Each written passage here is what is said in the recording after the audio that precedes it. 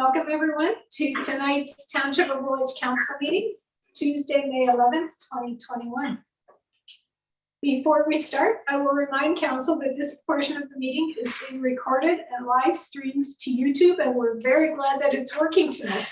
I'm going to do roll call of council for the benefit of the public watching. I'm Mayor Shantz, I'm present, and I'm chairing this meeting. Councillor Martin. Present. Councillor McMillan. Present. Councillor Merlihan. Present. Councillor Redicott. Present. And Councillor Shantz. Present. Thank you. Can I have a motion to reconvene in open session, please? Moved by Councillor Shantz, seconded by Councillor Redicott. All those in favor? That's carried. We'll start with land acknowledgement. The land on which we meet has been here from time immemorial.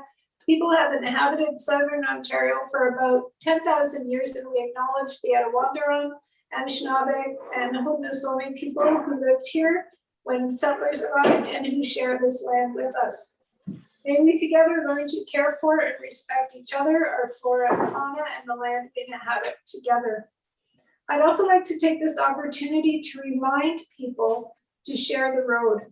Last month, we had another tragedy on our roads when Orly Bowman lost his life while cycling on Arthur Street North. In the rural areas, we not only have cyclists, but horse and buggy and farm equipment. So let's take a moment to remind ourselves to slow down, to be patient with each other, and to share the road. We remember all those who have been victims of traffic accidents in our township and our region.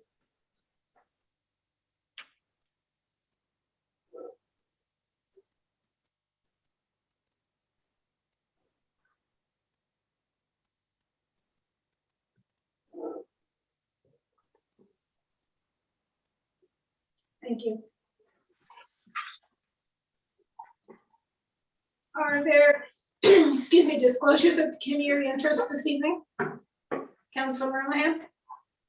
Yes, I have one on 12.2.4, the St. Jacobs BIA board appointment. The St. Jacobs BIA is a client. Thank you. We will try to remember that. Val, can you help me when we get to that point? We have one item to come forward from closed session that the council and Councillor Merlihan, I think you declared a conflict of interest on this one too. That the Council of the Township of Woolwich consider and report C08-2021 respecting an appointment to the St. Jacobs Business Improvement Area Board appoints Graham Spence to the board for a term ending December 31st, 2022. I have a mover and a seconder for that. Councillor Redicott. And seconded by Councillor McMillan. All those in favor? And that's carried. Thank you. We have minutes this evening from Council of April 20th and Committee of the Whole from May 11th. Can I have a mover and a seconder? Moved by Councillor Shantz and seconded by Councillor Martin. All those in favor? And that's carried. Thank you. We have no planning public and no presentations and no delegations and no unfinished business this evening. We have just one item on the consent agenda. Excuse me. And that is the final tax rate bylaw. A motion that the Council of the Township of Woolwich adopt the final tax rates, special area rates, local improvement charges, and sewer water capital charge for 2021 as set forth in the bylaw attached as Appendix A. Were there any questions on that? Or would someone like to move it? Councillor McMillan, you're moving it? Seconder, Councillor Redicott, all those in favor? And that's carried. Thank you. I need a motion that council convenes into Committee of the Whole, please. Councillor Martin, Councillor Merlihan, all those in favor? That's carried. We have a number of recommendations from Committee of the Whole. Just taking a quick look at them. Do we want to do them all, or Councillor Shantz? Yeah, would we be able to do number 5 separately? Yes, we can. Is there anything else, or can we do all the rest together? Okay, would someone like to move everything by, except for number 5, please? Councillor Redekop and Councillor Shantz, all those in favor? That's carried. Number 5 is the motion regarding the early reopening of the Peel Street Bridge in Winterburn. Councillor Shantz. Yeah, I'd just like to move that we defer this for another meeting. Okay, did you want to give some rationale for that, or? Yeah, sure, I can give you the background on it. Since last week's meeting, I have been asking some additional questions of staff because I don't necessarily think all of us council realize the implications of this decision. I asked staff, where do the two options collide? When does the pedestrian access only bridge start costing as much or more than a new structure? Councillor Merlehan said last week, this is a bridge that I hope residents will be using 100 years from now. Today, staff confirmed for me that this is the last time the bridge can be repaired in place. After this has been repaired for pedestrian only, and the repair was outlived its useful life, the bridge will be closed permanently. Whether that's in 20 years or 30 years or more, it will be done. The only way to keep it open after that would be to lift it off its piers and take it to another location and basically rebuild it. We talked about wanting this bridge for our grandkids to enjoy, but in fact, it may end in our lifetime. Someone had a vision 130 years ago, and I don't think this was it. A river crossing is way too valuable to just throw away. So I'm asking staff, or asking council to defer so that we can be 100% sure we are making the proper decision. Okay, do we have a seconder? Councillor Martin? Is there any further discussion? Okay, so the motion is to defer. I think usually we like to have a time and time, not a time and place, just a deferral to a time. Councillor Merlehan, did you have a comment? Only to keep it regular, let's make it a recorded vote, as we've done with all the other votes. Okay. Councillor Shaw? Yeah, if I could add to that, I don't know whether everybody had a chance to see their email, but staff has provided an email for council. It was late this afternoon, just before our other meeting, so I don't know whether everybody's had a chance to go through that. But I think there's some valuable information there that we should consider before we move this motion. Okay. Any other discussion? Sorry, Murray, you wanted to? Yeah, I just Something think it's important that we deferred for a little while. I felt last week with the decision we made, there was some uncomfortable people with the decision we made. They weren't quite sure we're doing the right thing, and if we have to do the right thing in this. We have to look beyond 20 years. We have to look into the future. I have said it before that if we only look for a short-term solution or a little political gain, in 20 years, people are going to look back and say, what in the world did that council do when we had the opportunity to do it right? And I'm all for doing it right. So I think I want to read the email Chair sent today and give that some thought. I haven't seen it yet. And I think everybody needs to do that. Okay. Anyone else? Councillor McMillan, yes. Sorry, go ahead. Yeah, I appreciate the work that Councillor Shantz put in with the infrastructure staff and this email that went out. I think Is there any way we can have the email that went out put into the minutes, since it's not part of the agenda package tonight and it's not put up on the screen? I think it's important that it's part of the public record, because I think it is good information. I'm not opposed to putting this off for another week, but I just feel like I'm not sure that it changes anything.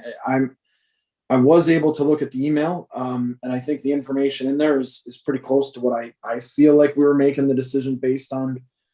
In the previous times that this has come forward, I'm not going to fight hard against a deferral, because I think that, taking another breath and looking at things again when it's a decision of this size doesn't hurt. But I don't see this changing. And I think that we've hashed this out pretty good and had opportunity to hear from the public. So I don't see it changing. So I think deferral is kind of deferring for the sake of deferral. But if there's other people that think, hey, I'm back on the fence on this, certainly I wouldn't fight against the deferral. I do think it's important that we understand what the process is. We've made the decision to rehab the bridge to a pedestrian bridge. And I don't think a deferral is changing, that's not putting that back in play. If we want to revisit that decision, there's a process that has to be followed to revisit that, and deferring this motion isn't revisiting that. So we're not talking about what bridge is best to be there for 30 or 100 years with a deferral of the motion that's passed in the minutes here. So I think it's important that we know what we're doing, what the process is, and just again, thanks to Councillor Shantz for putting the work in with the infrastructure staff. Councillor Monahan? And then Reddick. Through you, Mayor Shantz. My general comments are very similar. I did read the email and the information that was there. And again, not a lot of new information, nothing that wasn't already discussed. At the end of its useful life in 30 years or whenever, that'll be another council and other people to deal with that. For me, this is about heritage, and replacing the bridge does not, and taking a few steel pieces from the bridge and incorporating it into a new one isn't my idea of maintaining the heritage. It's a very unique bridge to not only Woolwich and Waterloo region, but of Canada. I feel like it's our duty to preserve it if we have the ability to do so. And the information that if you want to focus on one certain bit of information as to what's going to happen at the end, you still got to look at all the other information. The bridge as a crossing wasn't well used even at its peak. But I'm not going to get into all the things again. I'm just telling you, the information that was supplied by staff this afternoon doesn't change anything. It really doesn't. So anyway, I would like that the motion gets passed tonight, because we're asking through the motion, we've asked staff to basically move this forward, which is what the majority of council would like, and to have this bridge back in service for the public for next year. And delaying this, I don't think will change anything, except to maybe make it more difficult for staff to do that work this year. So I'd like to see it get forwarded to a company that can get us on the right track. Councillor Reddick. Yeah, I agree with our decision at the committee of the whole. So I'd be in favor of not deferring the decision and get staff working on rehabilitating the bridge. Any of the options that we've discussed over the last few months are expensive. It's expensive to take down the bridge. Like, just to take it down is over $1 million. That's expensive. To rehab it, to rehab the historical bridge is expensive, and to make a new bridge is we don't even know what that might cost down the road. So I'm comfortable with the middle decision that council has made already about rehabbing the bridge. Okay, thank you. Councillor Shantz. Yeah, I think for those who have not been able to go through the email, I think there's some information there of costs down the road. And I think Councillor Merlehan made the statement last week that he would like to see it open for another 100 years. And that's not possible with the decision that we're making. So I think that's not fair to the public to say that and not be able to back it up. So I do think there is new information in the email, and that's the reason why I wanted to defer this. But I didn't want to debate it tonight because I didn't think everybody else had the opportunity to see it. So I don't see the problem with deferring it for another couple of weeks. It's not going to make that much difference, and it will give you people the opportunity to see the actual cost moving forward. So anyway, I'll leave it up to the decision makers. If I could ask Mr. Poupet, would a deferral to the next, to the June 1st, I guess, meeting delay the ability to get things going this year? To you, Mayor Shantz, no, it's not going to significantly impact the intent. If it is still council's will to expedite the design for pedestrian use, the couple of weeks will not really impact that timeframe. Okay, thank you. Anyone else? Okay, I'll call the question for recorded vote. Since it's a recorded vote, I'm just going to take the opportunity to say that I am willing to support the deferral to the next committee meeting and have it go through a council at that time so that it's finished at the next committee meeting. Just for the sake of everyone having time to look at all the information that's been out there. So go ahead, Val, please. Oh, Sorry, Councilman. yeah, just there's been some talk about being in favor of the motion carrying through, and I just want to make it clear that the vote is on the deferral. So Yes. if we're voting in favor, that means the motion doesn't go through, and if we're voting against, then the motion does go through. We're voting on the deferral right now. Absolutely. We're voting on the deferral, so yes. Councilor Merlehan? Yeah, through you, Mayor Shantz. Last week when this came up again, you know, I had people texting me, asking me, can this actually happen? Can people do that after the decision was already made? And, you know, I didn't really know what to say. It just seemed like some posturing here for some people. I don't really know what more information we can talk about this in a couple of weeks.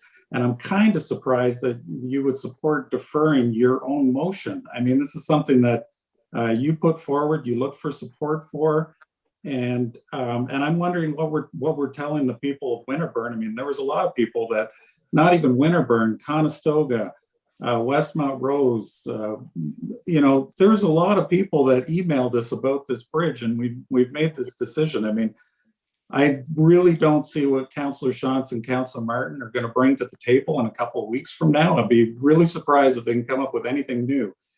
And with Councillor Shantz, if you want to call me out for you know, wanting a bridge to be around, a historic, unique bridge for 100 years, you could go lots of places in the world and you know, walk across 300-year-old bridges, 400-year-old bridges. I mean, it depends on the will of the people of how you maintain it and whether you want to have it. And that'll be a future decision by a council and the people that live in Winterburn at that time to do that. And I'm guessing that there's going to be some significant engineering breakthroughs on keeping things more robust infrastructure in the future. Anyway, Mayor Shantz, I'm just completely surprised. I understand your surprise, and please understand it's not that I don't support the motion here. I'm just willing to give time for a sober second thought if that's what council needs. Councillor Shantz. First of all, I want to make it quite clear that I'm not calling anybody out. I'm trying to bring the facts to the table, and I don't think the facts were properly presented. And if you look at the chart that was sent to us today, you will see what the cost of that is. And people from the public don't know what that is going to be. So I agree with Councillor McMillan that this could go into the minutes and people could have a look at that and see what the outcome is going to be if we're going to keep this bridge open for 100 years. If we're only going to keep it open for 30 years, that's fine. But as long as people realize that's what's going to happen. Anyway, I've said enough. Thank you. All right. Anything else? Call the vote. Call a question of this. So no, I'm going to let Val take care of the vote because it's a recorded vote.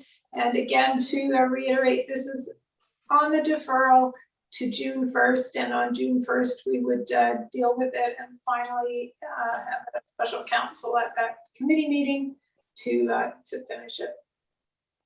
And Mayor Schultz, I just want to clarify that I don't often attach things to the minutes. So if this motion of deferral is successful, I'll attach the email to the next agenda. Okay, just so that's covered. Thank you. So we'll go through and in random order, everybody's clear on what they're voting on? Random order, Councillor Shantz, yes or no? Can you just make it clear exactly what the motion is for sure? Or The motion is a motion of deferral for the committee of the whole recommendation from May 4th on the reopening of the Peel Street Bridge, the early reopening of the Peel Street Bridge in Winterburn. So if you say yes, you're voting in favor of the motion, the deferral of that recommendation. If you say no, you're opposed to the deferral. The deferral is to June 1st. To June 1st, sorry. Councillor Shantz? yes. Councillor Merlehan? No. Councillor Martin? Yes. Mayor Shantz? Yes. Councillor Redicott? No. Councillor McMillan? No. The motion is defeated. So now we're left with this motion here that we need to deal with. So Council, what's your wish on this motion? I would like to bring it forward, Councillor Shantz. I'd like to have a recorded vote. Okay. Councillor Merlehan? I'll move it. Thank you. Is there a second? I'll second it. Councillor Redicott? And any further discussion? Okay, Val, go ahead. Councillor McMillan? This is in favor of passing the original motion. That's Sorry, great. sorry. Clerk Hummel, tell me which way I'm voting on this. Yes. Yes. Voting in favor of the motion for May 4th being ratified. Yes. Councillor Martin? No. Councillor Redicott? Yes. Councillor Shantz? No. Councillor McMillan? Well, you already voted. The other one. Councillor Martin? If I'm gonna start getting 2 votes around here, things are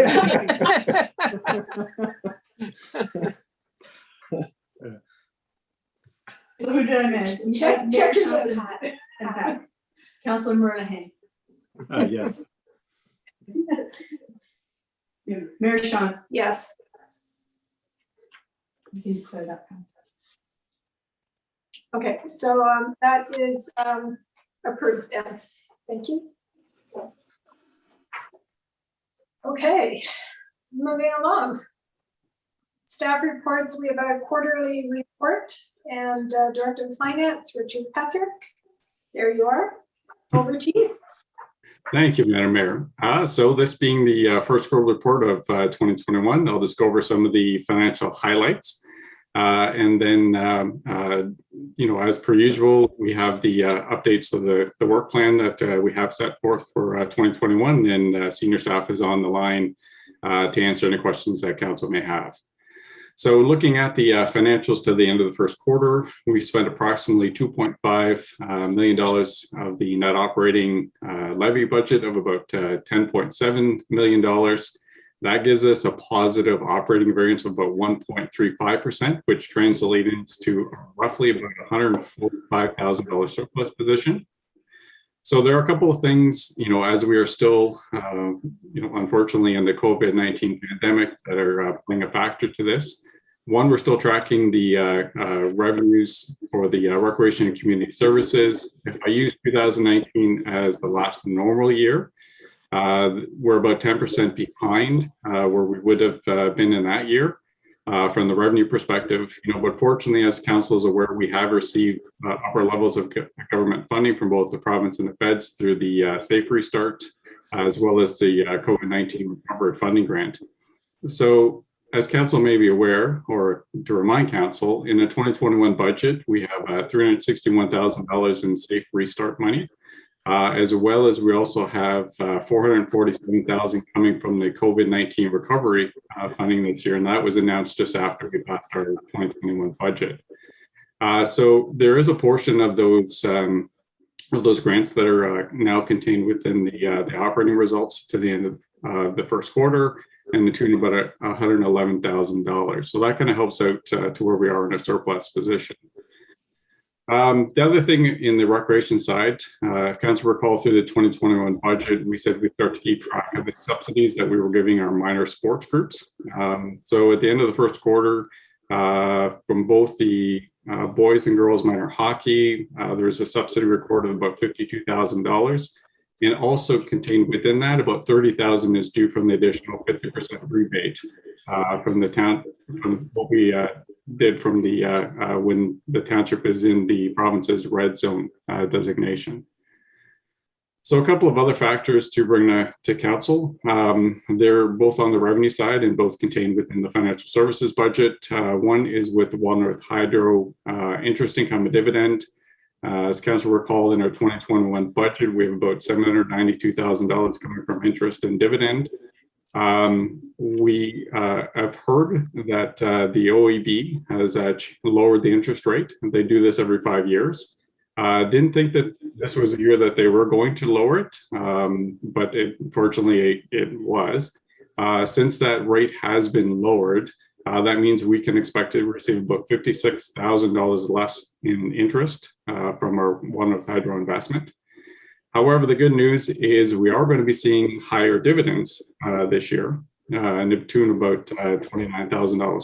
So about half of that lost income, or that half of the interest we're not going to receive, is actually being made up by the additional dividend we're going to see this year. The second one, and it is a bit unique for me, haven't had this happen to us at Woolwich, but is with regards to the supplemental tax. So what happened, we got notified by MPAC, so that's a Municipal Property Assessment Corporation, about some, I guess through one of their audits, that they saw that there were about 20 properties where there are houses that are built and occupied, but have never been picked up by MPAC. So they can go back 3 years through legislation, and there are a few properties that are close to that point. So we're not going to be losing on any tax revenue. However, what that means for us is we're going to see a very bumper crop year for the supplemental tax. So let alone, we're also, I guess what we got told in May this year, I think the supplemental rule just came in. We're expecting about $90 million in new assessment to be added to the roll.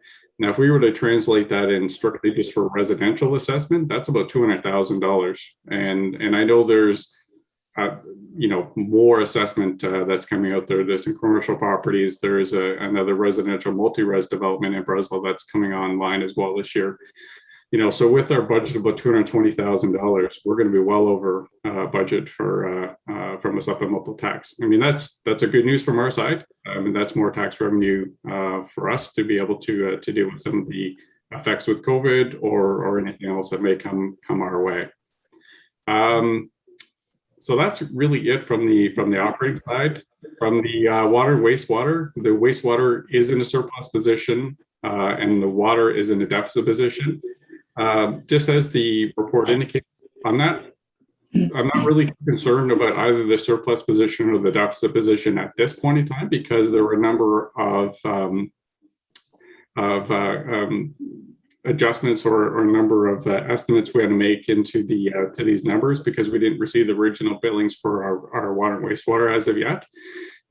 So I would say that, based on the timing of this and based on the timing of when we do our own billings, I think you'll start to see that start to even out as we go through the year. I'll have some more information as we get into the second quarter report.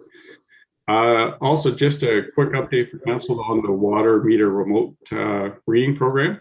The KTI, the company that is doing the install, they just started last week. They started off in West Montrose. They're about 90% through West Montrose, and they're well within Maryhill right now. So the program is up and running. They did run into a couple of technical glitches at the beginning, but they've kind of overcome that, and they're making pretty good progress. So that is nice to see that program is finally coming to fruition, and we're starting to move on that. So with that, I'll open up to if council has any questions. Thank you. A good year to have the impact assessment come through that way for us. Questions for Mr. Petherick? Councilor Merlihan? Yeah, thank you. Through you, Mayor Shantz, to Mr. Petherick. Actually, it was the impact that I wanted to talk about a little bit. I don't know what the process is. I know, every year we go through budget, and it's a surprise whether or not we get money through MPAC assessments and such. I'm just wondering, is there a process that could be in place with the building department? So we know, all the new houses and all that, they kind of go into folder. They talk to the finance department to have those all ready to go. I'm just wondering, because I think the wording was, this year it's a surprise that these houses came up and that we're actually going to receive the tax that they owe us on that, and that we can go back 3 years. I know MPAC is, has been notoriously slow at getting those rolls updated, but do we have something in place that we don't have to use words like surprise, and that we already know that these are all the buildings we want our tax money from? Yeah, through you, Madam Mayor, it's something that Teresa and myself, the manager of revenue, we started to talk about that, and we are having some initial discussions with our billing staff to say, we need to probably do a better job of tracking some of these things. And then in turn, we need to have a better mechanism with MPAC. And it's something we actually have talked to our municipal rep at MPAC to say, it'd be nice if we started to open up the line of communications to start to understand where they're at in some of these assessments, so we can, have a pretty good idea of what's actually coming down the line. We know the big items that are coming, especially the commercial and the multi-res, because we have those discussions. But I think sometimes the accumulative impact of residents, because we're primarily a residential township, those are the ones I think we need to get a better handle on. So absolutely, it's something that we're going to be working on to make sure that we can actually provide council with better estimates as we get into budgets. Okay, thank you. Other questions? No? Okay, there's a motion here. Just thank you, Mr. Petherick. That's good to have that update and to know where we stand. There's a motion just to receive the information. Someone like to move it? Councilor Merlihan, Councilor Shantz, all those in favor? That's carried. Thank you. Integrity Commissioner contract renewal, Deputy Clerk Smith. Thank you. Hi. Thank you, Madam Mayor. So just for council's background and members of the public, an integrity commissioner can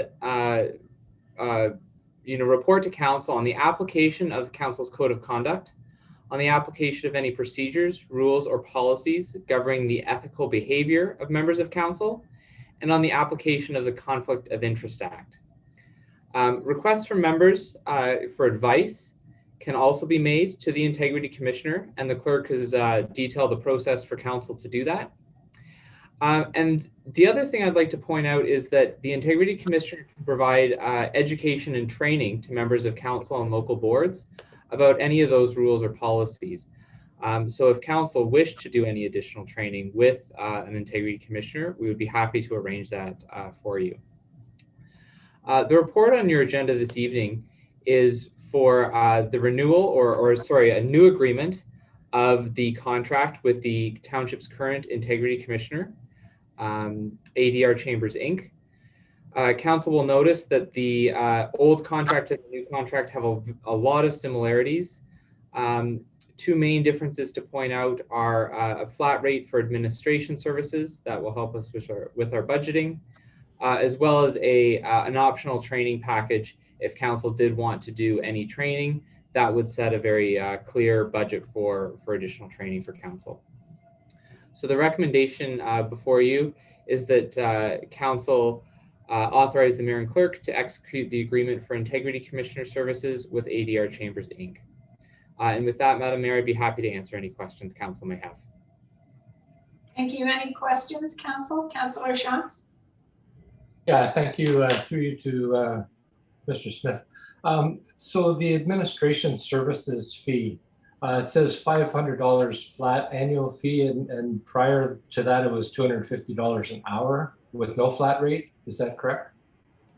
Yeah, through you, Madam Mayor, that is correct.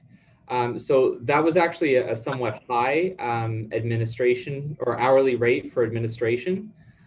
So we negotiated that with with the supplier and have brought that down to a flat one-time rate a yearly rate for the township. Okay, thank you. I kind of thought the same thing, that yeah, it's only a couple hours and yeah, for sure. So thank you. Anything else? Okay, would someone like to move the recommendation? Councillor McMillan and Rohan, all those in favor? And that's carried. Thank you. St. Jacobs BIA? No? Did I miss? I think I missed one. Back here. Oh, sorry, yeah. Municipal Collaboration Joint Township ESRI ELA. Mr. Vink is going to explain all those letters for us. Thank you, Madam Mayor, members of council. Yes, ESRI is ESRI Canada, as they're known. They provide our GIS system software to us, and ELA is an enterprise license agreement, which we enter into with them. It gives us the software at a far cheaper rate. We've had an ELA license agreement with ESRI for a number of years, and we're due to renew this year at the end of May. So because our population jumped over 25,000, the price is going up for us this year because they do it by population. And so we were ready to enter into our agreement for this year. But in beginning of April, Wilmot approached us for some questions about the ESRI because they wished to get into the ELA too. And we're just looking at the values and how we were structured with our GIS. We got into a discussion and then decided to approach ESRI if there would be any cost savings doing something jointly.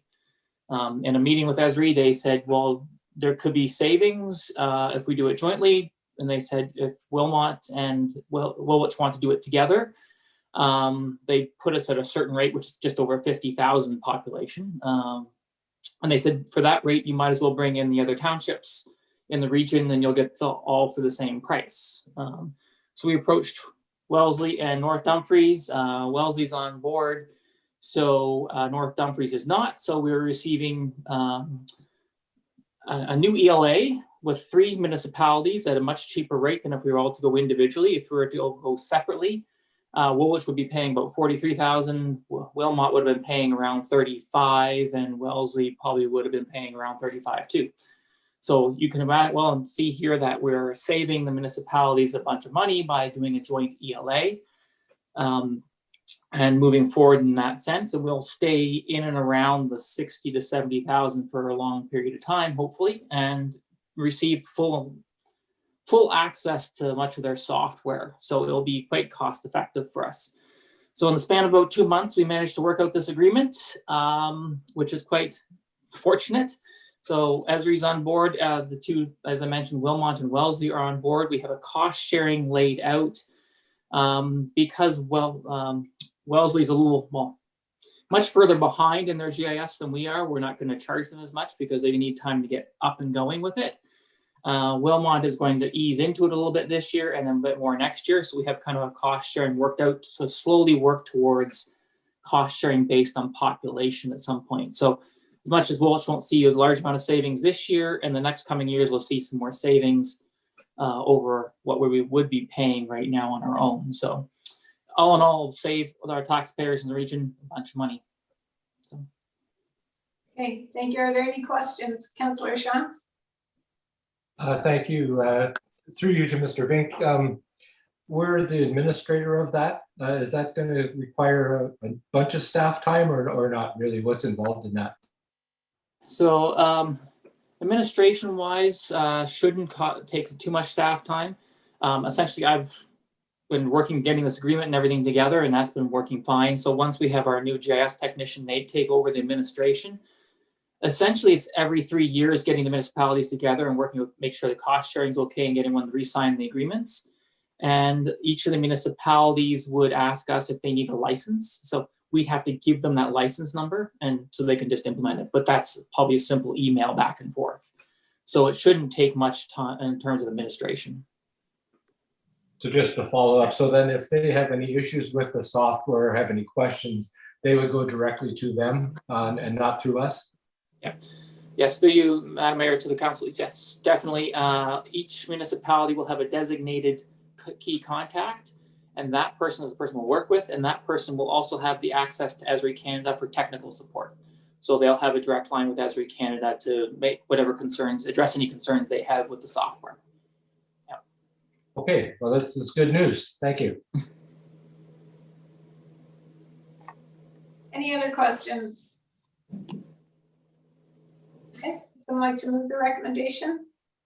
Moved by Councillor Shantz and seconded by Councillor Redekop. All those in favor? And that's carried. Thank you.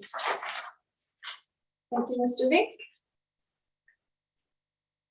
St. Jacobs BIA revised 2021 budget, and we have our Economic Development and Tourism Officer, Jenna Morris. Welcome. Thank you. Good evening, Madam Mayor and members of council. So I'll keep it pretty brief tonight, but the St. Jacobs BIA 2021 budget was previously approved on an incorrect levy amount. It was based on 2020's levy. It did not account for inflation. So pretty straightforward. The revised budget is to reflect the corrected 2021 levy amount, and they have an excess of approximately $5,000. And they plan to spend that on tourism product development for walking tours within the village and to purchase merchandise for resale as laid out in the attached presentation. That's pretty much it. So the revised budget is presented for council's approval this evening. And with that, I'd be happy to answer any questions. Thank you. Any questions? Someone like to move the recommendation? Councillor Redekop, seconded by Councillor McMillan. All those in favor? And that's carried. Thank you. That was quick and easy. Yes. Okay, great. Thanks, everyone. We have a Mary Hill Road Tender, Director of Infrastructure Services, Jared Coupé. Mr. Coupé, there you are. Go ahead. Thank you, Mayor Shantz, and through you to members of council. I'm very happy to report today we have another tender award report for council. This is the replacement of a open bottom culvert on Mary Hill Road. It's about 1 kilometer south of Crowsfoot. I think, again, we're happy to report we had a lot of interest. There were 9 bidders that provided a price, all competitive. And it is, we are recommending that we award this to Cox Construction Limited as the low bidder. We're also recommending that council endorse GM Blue Plan Engineering to complete the contract administration and inspection services, and obviously the mayor and clerk to sign all of the documents. There is a $30,000 contingency, and that is consistent with what we have been doing. And I just wanted to trumpet staff being able to put out as much work as they have. I think this is a banner year despite all of the challenges we've been facing. So good on staff. I just wanted to say that because I think there's only going to be a couple more tenders left this year for council to approve. So there won't be many after June. How's that? Always nice to get them out early in the season. Right? Yes. But with that, I'd be happy to answer any questions council may have. Any questions? Councillor Shantz. Yeah, just a couple of questions through you to Mr. Poupé. One of the questions I have is, why don't we try and get these done up before school starts so we don't have to worry about the school bus situation? And secondly, talks about a temporary road needing to be built. Can you explain that a little bit? Yeah, through you, Mayor Shantz, to Councillor Shantz. So we typically with culverts, we're tied to in-water timing windows. So it's really dependent on whether it's cold, warm water. And in this case, I believe commencement can't happen until July 2nd. So we're not starting until that date, even though we are getting approval at this point. As far as the bypass pumping, I think that's standard. We typically look to bypass and provide access. Now, I apologize for that. I wasn't aware of a bypass road being installed. But because usually, sorry. It's under the neighbors' relations. It says temporary road to access the properties north of the bridge throughout construction. That actually may be an error. I will have to confirm with staff because that could have been a leftover from our Martin Grove tender award report. Unfortunately, we do have 2 points of egress on Mary Hill Road. I will take that as an error, and we don't have land here. That would have been dealing with the landowner and so forth to deal with that. That's not occurred on here, so I apologize for that, and that would have fallen to my review. So I will take responsibility for missing that. I apologize. Sorry to point that out. No, it's good to point that out because it's an inaccuracy, and we will clean that up. Good catch, Councillor Shantz. Yes, thank you. Anything else? Okay, would someone like to move the recommendation then? Moved by Councillor Martin, seconded by Councillor Shantz. All those in favor? And that is carried. Thank you. And Jared, you're on for the next one too. Special service levy for unserviced areas of Breslau. Thank you, Mayor Shantz. Lots of history to unpack. I think that that's well detailed in the report. Obviously, this was tried in Breslau in 2008. It started, and there was a decision in 2010. The decision was to not expand servicing municipal water or wastewater to the older areas of Breslau. It was very clear at the time too, because it was a difficult process, that council wasn't going to entertain this again until there was an outpouring or interest from the community. This was not to be led by staff. So I think given all of the history that has happened since 2010, lots of changes, significant growth in Breslau, significant growth to come in Breslau. We've got the municipal drain work in Elroy Acres subdivision. I think we have received a number of inquiries about the extension of municipal servicing, likely as a result of some property owners moving and new property owners coming in. I think for a myriad of reasons, staff see that it is the right time, and we do believe strongly that the community is asking for at least a survey. So we're just seeking council's authorization to prepare that survey, and we've given you a template in the back here of what we would send out, asking those questions, and then report back at a later date this year with the findings of that survey. I think one piece that is important for the public record is that the other component we're struggling with is we have deteriorating road networks out here, and they are in need of repair. So we have been sort of delaying that work because if we know a large reconstruction project or some form is coming to provide servicing, we have different strategies that we can do to get there and buy some time. So we feel that that's very important as well. And I think it's also important that given the time, I think I'll remind council, it is certainly council's decision, regardless whether there's a majority or a minority. And it is council's in council's authority to authorize special service levy, regardless of what the public says.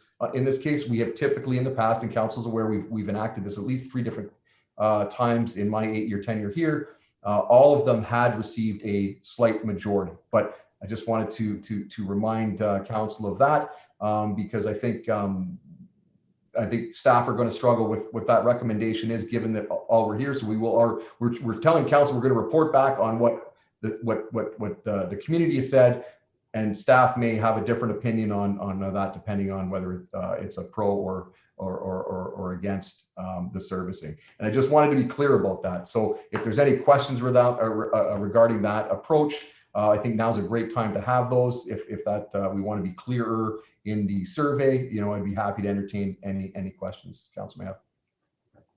Thank you for that, Councillor Reddecock. Through you to Mr. Poupet.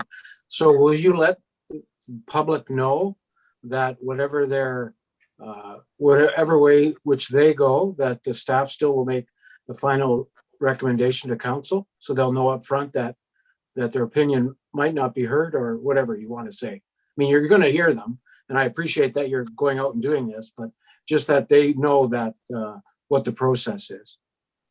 And through you, Mayor Shantz, to Councillor Reddecock, obviously we're hopeful for a majority, and that's what we're expecting, quite frankly, just given some of the communications we've had. However, I think it's important, and we have tried to say that in the survey, and we've pushed this to council, saying that it is council's decision. Staff can make the recommendation to extend servicing, and council can simply say no. So ultimately, the decision does fall to council, but council does have the authority under the Municipal Act to impose a special service levy for municipal servicing. I think that does come through in the survey. Okay, thanks, Jared. I appreciate it. Councillor Monahan. Yeah, thank you. Through you to Mr. Poupet. Two points. Is staff going to be looking for just basically a 51% threshold to make that decision? Or are you going to be looking for more than that? That would be my first question. And the second question is just about the information that's going to the public. I think the most important piece of information that I would want to know if I was a potential homeowner there is how much. And I don't see that. They talk about payment plans over 20 years and such, but I'd want to know if it was a ballpark figure. If this is going to cost me, $2,000, my answer might be different if it's $50,000 for that. So I think homeowners need that information just as a baseline, a minimum and a potential maximum to do that information. But anyway, those are my 2 points, and one was a question. Through you, Mayor Shantz, to Councillor Merlahan, I think in answer to your first question, 51%, obviously that would be considered a majority. We'd be happy to report on that, saying 51%, aka a majority, is in favor. That would make things easier from a staff perspective. I think if we have less than the 51%, we do have to think about what our strategies are, and maybe we look at areas independent of each other, but that again will flow through the reporting before the recommendation. So I don't want to prejudge it. I just want council to be aware that it is very possible that staff make a recommendation to install servicing through special service levy, even without receiving a majority. I think that's the key piece to have that conversation now up front. In regards to your financial comment, I think you're absolutely correct. I think we need to at least identify some form of a threshold. We'll be very clear. I think it's not known until we have a consultant on board that does the work, and that wouldn't happen until we decide if we are going to move forward with a special service levy. So what I propose we do is we look back at what we have enacted. The challenge is that through the different special service levies in St. Jacobs and in Breslau, there have been some subsidies in certain locations. I think St. Jacobs was the least subsidized. So that may be one we'd want to look at. In this case, Breslau doesn't have a subsidy. So it would be all on the benefiting properties. At times, if a developer is expanding servicing or there's some other need, there are times in the case of Conestoga, there was the region was another funding partner. We don't have that situation in Breslau, but I think it's a valid point. We will adjust that and make sure that we identify some higher threshold and be very clear that it would be design will need to be done before we can flesh out a better cost estimate. Okay, and can I just have one follow-up? I'm just wondering if you can, if you pretended like I was one of these people in Breslau, if you could sell me on what is the benefit to me as a homeowner to be on the municipal services.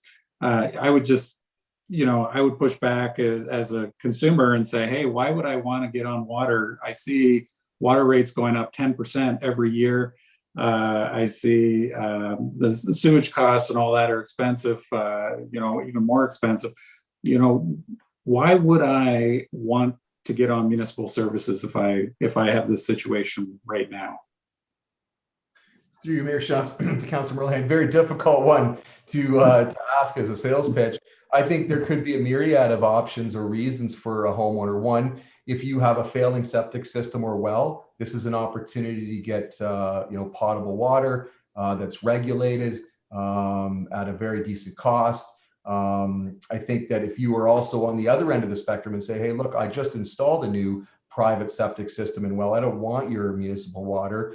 It could be in the future. I mean, let's face it, with housing and the impacts of development, the urbanization that's occurring in Breslau, there are a number of buyers that look for that. It's more rural as far as private systems. So the difference between 2010 and now, there is no requirement to hook up. That we have not done that since we've invoked special service levy. You would only be forced to hook up if there was a health and safety risk, either an order by the ministry or this council. But I think that is a benefit too. So you could have it at your door. I appreciate it's on the property. It's not you as an individual that are responsible. It's the property that carries that bill. So if you sell, it just moves on to the next owner. It is amortized over a 20-year period, the entire amount, which minimizes that impact as well, and that would be on your property roll. So I think what we're going to find is there's going to be a lot of different opinions. Some people are going to care far more than others, for sure, and depending on their individual circumstance. So I'm not looking at this as a sales pitch. I just think it's an opportunity in time, and there are a lot of moving pieces, and there may have been some change that's occurred with the demographics as well in this area. Okay, thank you. Councilor Martin and then Shantz. Did you read? I thought I saw your hand. Yeah, I was going to let Larry go first, but for me, I think it's time to get on with this. I'm not going to speak for Larry, but we've certainly been asked many times when this is coming and how to bring it forward. So I'm glad that we're going this direction. I think the decision will be easy for the people. When they look at what it costs to put a new septic system in, I think they're going to be shocked, totally shocked. It might make this look cheap in the long run. And I know there's a lot of fragile septic systems in Breslau. And I'm all in favor of getting on with this. And while we're talking about Breslau, I have to ask Chair, where are we with the municipal drain in Breslau? Through you, Mayor Shantz, to Councilor Martin. As far as I am aware, and I'll need to look into this a little more, we're expecting some form of reporting from the engineer still in the summer of this year. Councilor Shantz? Yeah, thank you. I'm just going to piggyback on the last comment that Councilor Martin said. And will this affect the municipal drain at all? And can it, will it change the design of that if this goes forward? Through you, Mayor Shantz, to Councilor Shantz, we've been very cognizant of the potential for municipal servicing coming to the Elroy Acre subdivision. So the entire time the design has had that in mind. So we're looking to minimize any impacts as a result. So if the municipal drain goes first, and then the sewer municipal wastewater comes later, there would be very minimal impacts. We would respect that, and we would likely not do a full restoration until deep sewer came or any kind of urbanization, if that was to occur as well. Yeah, I was thinking more that maybe it would lessen the cost of the municipal drain and use some of this as drainage as well. I see a lot of red dots, a lot of blue dots. Is that going to affect every home in Breslau now? Will it, if this goes forward the way it's presented here, will everybody be on water and sewer in Breslau, or are there still some outlying areas that will miss that. Through you, Mayor Shantz, Councillor Shantz, it's my understanding this would take care of all of the properties within the settlement. Perfect. And yeah, like Councillor Martin said, we've heard a lot of requests for this, and I've been dealing with a couple of people with dried up wells and stuff like that. So this would definitely help that. So yeah, I'd really like to see this go forward as well. So I will move the motion for now. Okay, thank you. I would just like to add a comment about surveys. If we're going to do a survey asking people for their opinion, I'd like it to be a survey that we are going to pay some attention to. So I think I'd like some assurance that, that there seems to be a sense around the table that we would like to go ahead with this. So if the survey comes back in some other direction, I guess I would ask council and staff, are we prepared for the outcome? And if we've already made up our mind, what are we doing the survey for?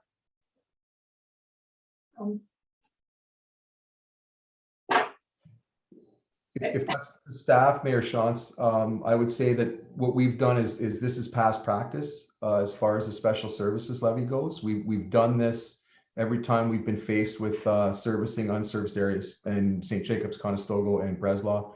We've been fortunate though, every time you're absolutely correct, we've had a majority. It hasn't meant that there aren't people upset about it occurring, but it's always been at least 51%, which has made it palatable to move forward on a majority.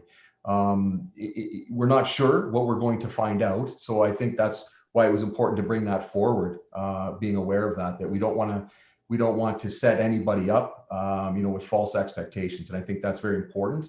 But I guess we don't know if we don't ask is what staff's feeling. And we feel it is probably high time that we do engage the community. And I think if I'm open and transparent here tonight, I think we're going to have some challenges if we don't get a majority. I think staff are going to struggle with a recommendation just because of the state of some infrastructure and the moving pieces there. But I think it's another good conversation to have at a later date. And we would certainly, maybe we do have a majority and it makes it easy for all involved. I don't know at this point. It's a good question. Okay. Well, thank you. Just to ensure that the residents do realize that this is input into a process, and part of the process is for staff to make a recommendation and then for council to decide what to do with that recommendation and go from there. Councilor Merlihan, go ahead. Yeah, just to kind of riff off of what you were just talking about, Mayor Shantz, I guess the 51% that we're going after, can we make that 51% of the total homes rather than 51% of the people that just submit? I think we did a survey of a fairly big area, and lots of people don't even bother sending the surveys in, and then it's very few people that are making the decision on behalf of a lot of people. Is that something that we can change past practice from and try and be more representative of the area? Through you, Mayor Shantz, to Councilor Merlihan, just for past practice, we have only dealt with respondents. We do go through a pretty detailed process, and we make sure we mail out, we will phone, we do multiple follow-ups. It's not like we just submit and leave it. So we do want a response. Even if it's a no, it doesn't matter. We just would prefer a response. It's our experience that you generally, don't get 100% response ever on anything, even if it's a good news story. So I think that in fairness, we base this on the respondents. We can't assume what the non-respondents want, no's or yeses. And the same thing, we also have a spot on the survey that basically, I think we said, I don't have a strong opinion either way. So we don't count that as a yes or no either. So we are only going to zero in on the yeses and nos that we receive as response for. We will take that over the phone if they don't feel like emailing or mailing back. So I think we do a good job at following up, and we don't just let these hang out there in one mass mailing and then just take what we get. So that's kind of how I would look to answer your question about that, and just dealing with who we do get response for, because you're sort of suggesting that those who don't respond are saying no. They just may be indifferent. Okay, I think that if you could put that on the information going to the public, that they can phone that in, anything to make it easier, because sometimes it's like you can check the box and then it lays on your counter for 2 weeks and other stuff gets over on top of it or whatever. I do kind of believe that, you know, if you don't get a response, you should consider that a no. I think in these situations when this could be, you know, could cost somebody $50,000 to add that service, and you know, that's a decision then people need to make. But I don't know. Still, I'd like it to be a majority of the actual homes rather than a majority of the few people that respond, just based on how little response we get from surveys. I would assume that the report will have a summary of the responses, and so council could certainly deal with those responses as they're laid out as well. Councillor Shantz? We make decisions as council all the time with just few responses. When we have open houses and stuff like that, very few people show up, we make a decision. So I don't think we can put on there that we want 50% or 51% of the people responding, because I mean, it happens all the time. They have an opportunity to respond, and if they don't take that opportunity, they have to settle with what the decision is made. Okay. So the process going for, actually, the recommendation is to do a special service levy survey. And then after that, a staff report will come forward with the results and with the recommendations. So we will see the results of the survey, and we will get staff's recommendation coming from that, and then council will make the final decision. Any other questions, or would someone like to move the recommendation? Larry moved it. Oh, Larry moved it? He seconded. Sorry, Murray seconded, okay. All those in favor? And that's carried, thank you.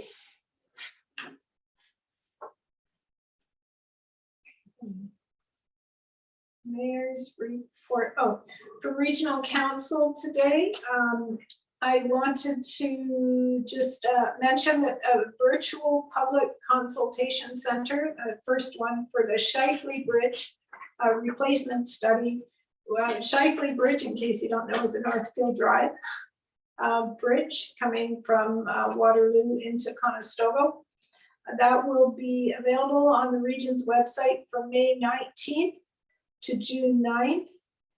And it's to solicit input from the public on the preferred design concept for the bridge. So they had, I think there's 3 options that they will have laid out on that survey. So I bring that forward for anyone who's interested. I believe Councillor Shantz is on that committee. Do I have that right there? Yeah. Yeah, and Councillor Martin came on today as well. Okay, very good. So if anyone has questions, you're the guys. Are there any council reports or updates? No, seeing none. Outstanding activity list. Anybody have anything on the outstanding activity list? No. All right, we need first and second reading of the bylaws. The following bylaws be introduced and read for first and second time. A bylaw to provide for the adoption of the rates of taxation for municipal purposes for the year 2021, and to further provide for the imposition of penalty and interest in default of payment thereof, and a bylaw to confirm all actions and proceedings of council for May 11th. A mover and a seconder, please. Moved by Councillor Redicott, seconded by Councillor Monahan. All those in favor? That's carried. Motion that Committee of the Whole rise and report to Council. Moved by Councillor McMillan and Jones. All those in favor? Excuse me, that's carried. Motion that Council confirms and adopts the proceedings of Committee of the Whole. Moved by Councillor Redicott, seconded by Councillor Monahan. All those in favor? Carried. There are 2 items of correspondence on the agenda this evening. Does Council wish to take any action on either of them? We have a Town of Perth letter, provincial hospital funding of major capital equipment, and the City of Kitchener resolution funding support for business recovery. I think Councillor Monahan.